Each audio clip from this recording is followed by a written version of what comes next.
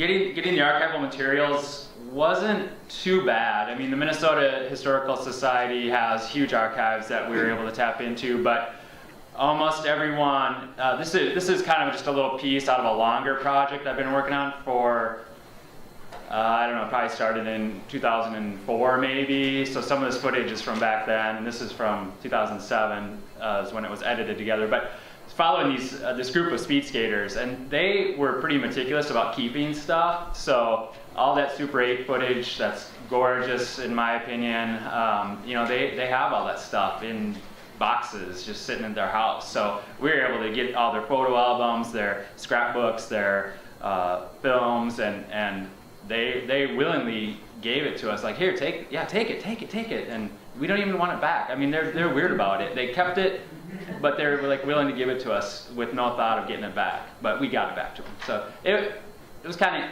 easy, thankfully, because they kept so much stuff. So.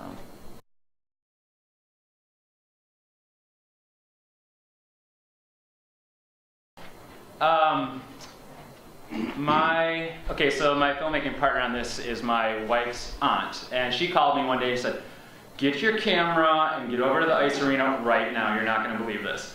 And I said, "What? What is it?" And she's like, 80-year-old speed skaters who skate hand in hand to live organ music.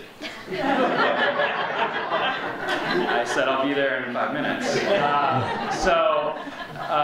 And her good friend is a neighbor of one of the speed skaters. So she had been going along, and she's the youngest person there by 40 years.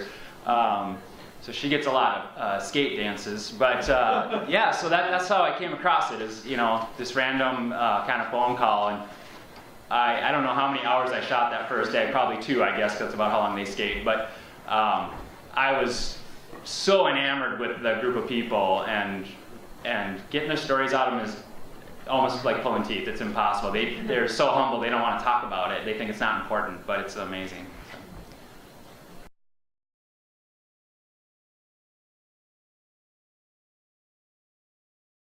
Yeah, the goal was to make a feature-length historical documentary, just to capture it, not to necessarily go one way or the other, except just to capture the history of it. Because if you look in the archives, and I've got some photos and newspaper articles, like there were not daily, but almost daily reports about skating back in the early 40s, 50s.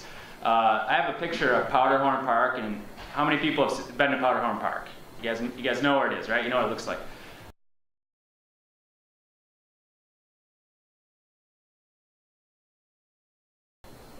I kid you not, they would have 30,000 people down there on a Sunday afternoon to watch skate races because it was free and there was nothing else to do. So everyone was into skating. It was the local heroes. All those guys you saw on the Olympic team, they were all local boys, and it was a big deal back then. So I had no idea until I started digging through the archives that it was that big of a deal, that 30,000 people would go to the park on a Sunday in freezing cold temps to watch these guys. So I haven't touched it in about a year because I've been working on a feature film. I'm going to just plug it right now since I mentioned it. There's a card out there. It says Triumph 67 on there. It's a feature drama. It's premiering April 15th at the Minneapolis-St. Paul International Film Festival at 7 p.m. But so like the last, 3 years I've been working on that film. So the skating documentary has been ignored, sadly. But I gotta do it, yeah.